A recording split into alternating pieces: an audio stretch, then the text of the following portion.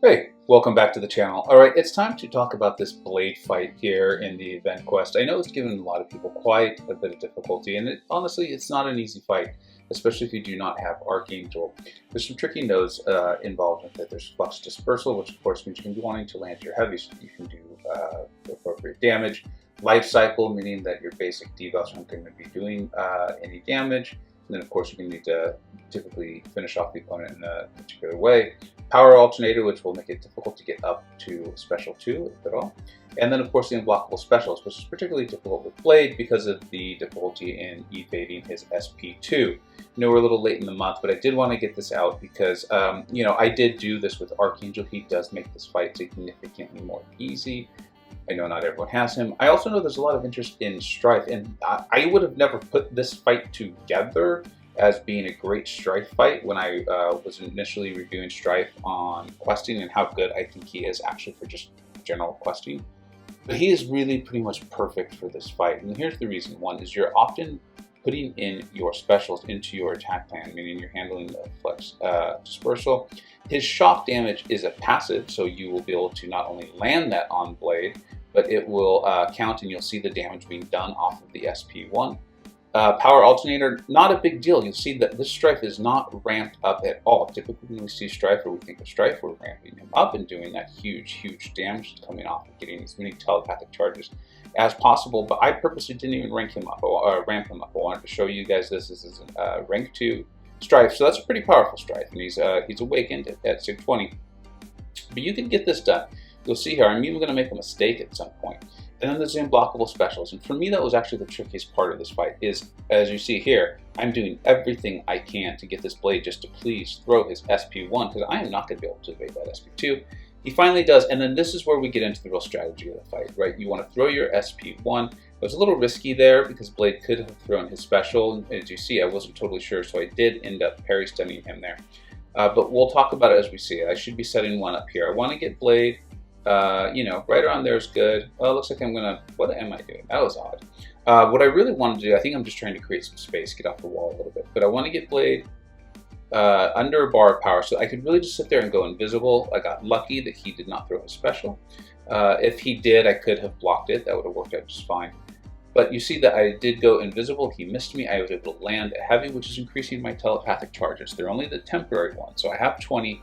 I'm not going to be able to bank them because I'm not going to be able to get to my SP3, but this is fine. This is plenty of damage. We're going to get the solo. We're going to look at him ramped up in Horseman in Event Quest just because that's fun. We'll show that after this fight. Okay, here we go. This is perfect because I know Blade is not going to be able to do a special. He should ramp in. I'm going to let him miss me a few times, and then I'm going to land my heavy, which will, that's ideally how you would be ramping him, but I'm landing the heavies to get the Flux Dispersal down like we talked about. The SP1 will be placing the passive shock that you see there, so that is doing damage, and then that's actually how we're going to kill Blade. This is giving us the opening to land our heavy, we're passing the passive shock, and you just keep this process over and over. See, there it is. There's the mistake I made.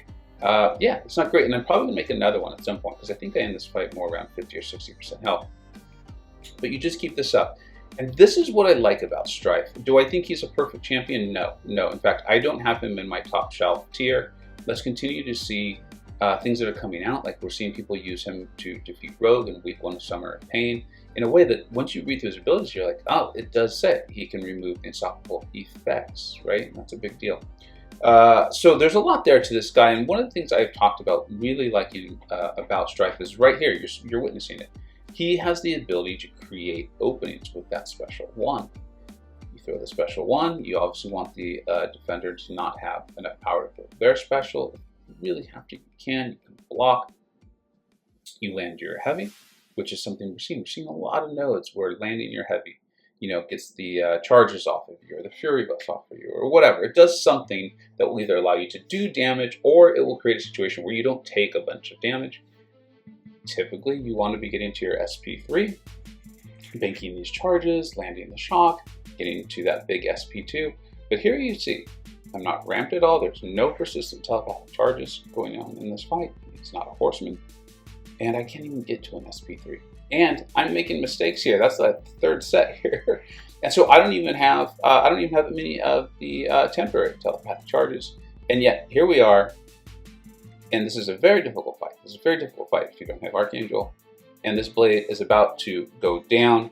I should be setting it up properly here for the SP1 into the heavy to finish it. And then we'll take a look at him nicely ramped up, made horseman against Morningstar, and have a good time with that. And then talk a little bit about, a little bit more about Strife in general, because I do think he is a quality champion. All right, here we go. Should be coming in for the big finish here. There we go. Now I just need to get to my SP1, throw it. Oh, it looks like I'm going to get a little bit lucky because the blade was over his bar power, but the shock finished him off. Don't need to worry about life cycle. It's a beautiful, beautiful thing. All right, now, keep in mind, this has Hurt Locker, Explosive Personality, this Rising Sun. Again, this is exactly what I was just talking about.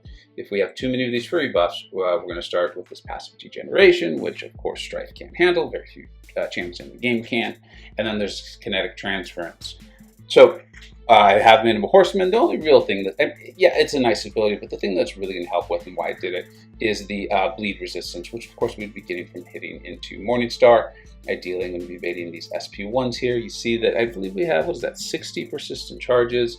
Have a little bit of that special shield coming up with Professor X. You know, it's the mutant quest. And I've got a lot of really great mutants, so I decided to go ahead and use them. But we've got this set up nicely here. Landed the heavy to get the Fury charges off of us. And you can see I'm trying my best to bait this SP1. I do know how to bait the SP2, but still scares you a little bit, especially with those Fury buffs on you. I'm trying to build to the SP3, especially with the Hurt Locker, because I do want to eventually throw my SP1 or my SP2 if I'm even going to be able to get to it. He's doing so much damage, I'm not sure I even get to the SP2. I don't think I do.